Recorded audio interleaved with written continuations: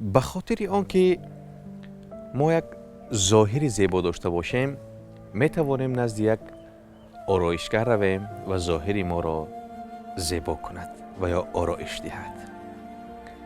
وقتی ما می خواهیم نطق زیبا داشته باشیم ما نزد استاد می رویم و او به ما درس می دهد و ما می توانیم نطق خود را زیبا نماییم.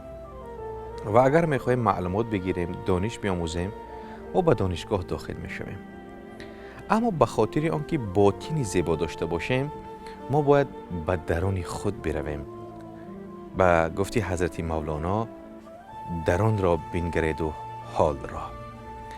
و یگانه چیزی که میتواند درون ما را زیبا کند این مطالعه است عزیزان.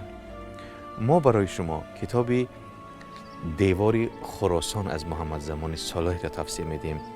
باوری کامل داریم که این کتاب میتواند شما را در برابری به تاریخ نیاگانمان آشنا نمودن، همچنین دانش‌های زیادی را برای شما دهد تا اینکه بتوانید هم جهانبینی خود را رشد دهید و هم دانش بیاموزید و هم باطنی زیبا داشته باشید. با مرکز خرد بمانید تا بهترین ها را بخواند.